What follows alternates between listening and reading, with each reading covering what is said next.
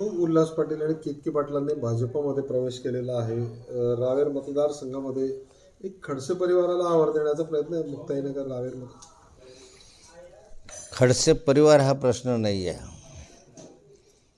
उल्हास पाटलांनी या ठिकाणी भाजपमध्ये प्रवेश केला.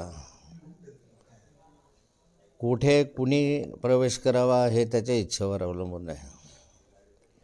परंतु वर्षानुवर्षे त्यांनी काम काँग्रेसचं केलेलं आहे. त्यांच्यावर काँग्रेसचे संस्कार आहे.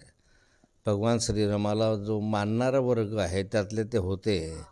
एका रात्रीमध्ये चमत्कार घडला आणि आता जय श्रीराम म्हणायला लागले, याचा मला आनंद आहे. त्यांनी असं जय श्रीराम म्हणत राहावं.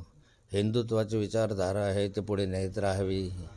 कारण भारतीय जनता पार्टी एक सनातन धर्म म्हणून आपण विषय करतो.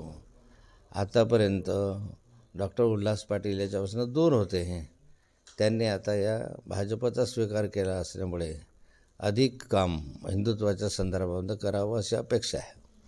डॉक्टर केतकी हा भाजपच्या उमेदवार म्हणून त्यांच्याकडे पाहिले जात आहे, अशी एक चर्चा की ते आपण इच्छुक आहेत.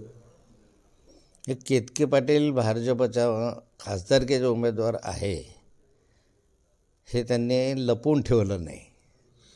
त्यांनी याआधी पण सांगितलं मला खासदारकीला उमेदवारी पाहिजे. त्यामुळे उमेदवारी ज्यावेळेस आपण पक्षप्रवेश करतो त्यावेळेस मागण्याचा त्यांना अधिकार आहे. एक आव्हान आहे आपल्या पुढे लक्षात येईल पुढे यांचं, असं वाटतं तुम्हाला?